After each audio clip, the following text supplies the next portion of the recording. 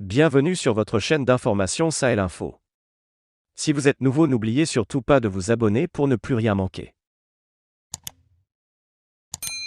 Le gouvernement de la transition a demandé, d'une part, à l'ambassadeur de France de quitter le territoire malien et, d'autre part, a suspendu les médias France 24 et Radio France Internationale, RFI, selon un communiqué du ministre porte-parole de la transition au Mali, le colonel Abdoulaye Mega, rendu public ce dimanche 31 juillet 2022. Le gouvernement de la transition a appris avec une profonde indignation des propos tenus par le président de la République française Emmanuel Macron, lors de sa tournée en Guinée-Bissau, le 28 juillet 2022. En effet, au cours de sa conférence de presse, le chef de l'État français a réitéré des accusations erronées en affirmant que les autorités maliennes entretiennent des relations avec un groupe paramilitaire, sans jamais apporter de preuves, malgré les démentis des autorités de la transition. Pire, dans ses propos, il a évoqué l'exercice de la violence par les autorités maliennes, ciblant une ethnie spécifique de notre nation.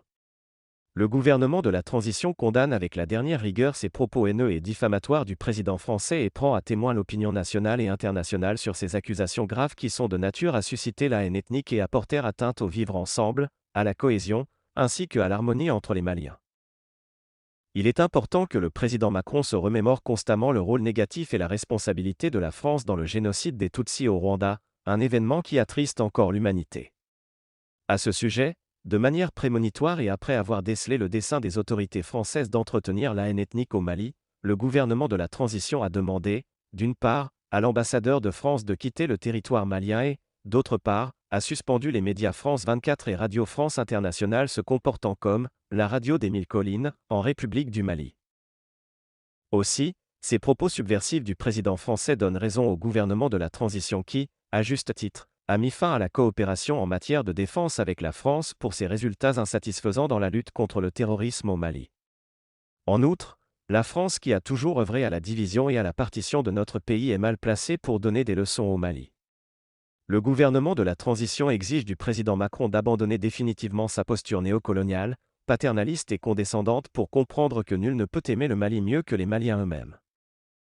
Le gouvernement de la transition rappelle que le Mali, foyer des grands empires en Afrique de l'Ouest, berceau d'une civilisation multiséculaire et pays de tolérance, repose sur sa diversité ethnoculturelle, la bonne cohésion sociale entre toutes les ethnies et les communautés qui le composent.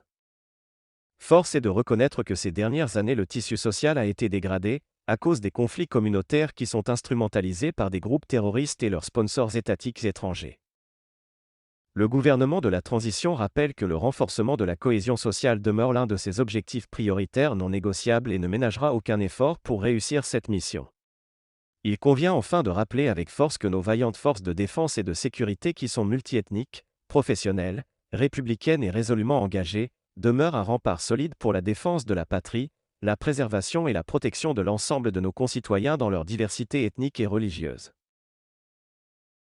La Russie de son côté a promis une réponse de taille aux propos jugés mensongères du président français Emmanuel Macron lors de sa tournée en Afrique.